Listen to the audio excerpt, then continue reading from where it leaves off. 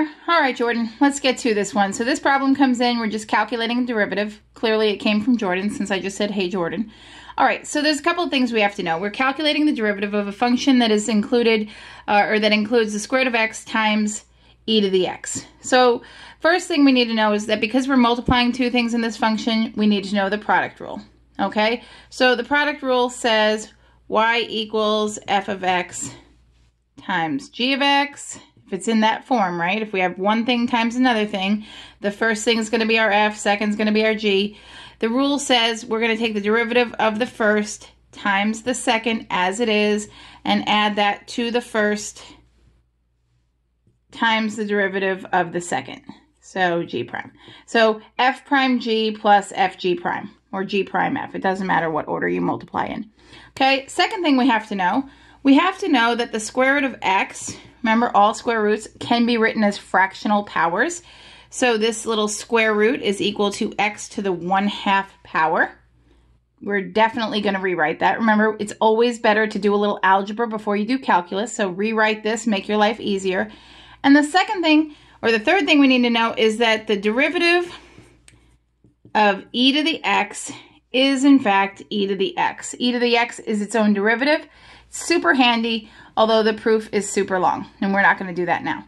So let's just go ahead and make our little chart. Okay, now that we know these things, we're going to kind of make a chart over here. We're going to put our, and maybe block it off a little bit.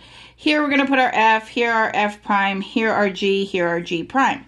Okay, so remember every time we see a square root of x, we're going to write x to the 1/2. Using the power rule, the derivative of that is 1/2 x, 1/2 minus 2 over 2, or 1/2 minus 1 is negative 1/2. G is e to the x, and g prime is also e to the x. Super nice. So let's just plug in. So it says f prime, and we know f prime. We have 1/2 x to the negative 1/2 times the g function as it is. We're not doing anything to it. So that's e to the x.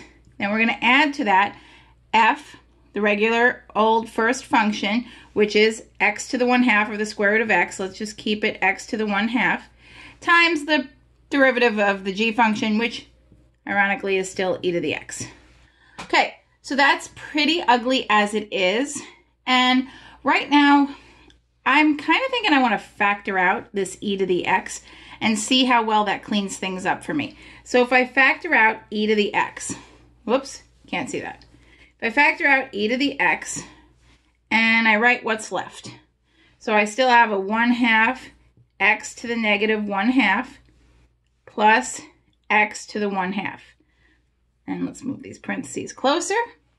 All right, so negative exponents. Remember, if you have x to the negative first, that is 1 over x. That is a reciprocal function. So this negative 1/2 is really going to move to the denominator. And I have a feeling your teacher is going to want you to do that. So let's go ahead and do that. We're going to keep the e to the x on the outside. And we're going to write 1 over 2, because that's what 1/2 is. But also in the denominator is this square root of x. Okay, so we're writing the square root of x right now because we're cleaning this thing up. All plus the square root of x. And let's just put this over 1 to keep it neat because I have a fraction. All right, so technically this is a mathematically okay answer, but I have a feeling they're going to want you to do a little bit more. So let's bring this down. And we're actually going to add these two fractions. So we need like denominators. Our common denominator is 2 rad x. So what I'm going to do is come over here and say e to the x still on the outside, don't lose it. I have 1 over 2 rad x plus rad x over 1. But I have to multiply that by 2 rad x over 2 rad x. And I know you're thinking, why do you have to do that? Because I need like denominators. So I'm basically multiplying by a glorified version of 1.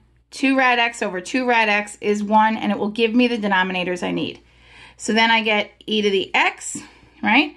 So I get 1 over 2 rad x, nothing has changed here, right? And then let's see what really happens here when we do this. So square root of x times square root of x is just x. So 2x, right, all over 2 rad x. Let's make sure I really haven't missed anything. And I don't think I have. I'm looking pretty good. All right. So now I can add these. E to the x times 1 plus 2x all over 2 rad x. Okay? I could do a little bit more. I mean, I could put this e to the x in the numerator so that it doesn't confuse anyone. 1 plus 2x all over 2 rad x. I mean, that works. Oh, you can't see that. Let me take that down a little bit. I mean, either one of these, this would be a fine answer. This would be a fine answer. Technically, that's correct, but I doubt they'd leave it like that. So that's what you do. So there's a bunch of rules you had to know for this one. You have to know that every time you see a square root or any kind of a root, it is a fractional exponent. You need to know e to the x is its own derivative, and you need to know the product rule. Okay, hope that helped.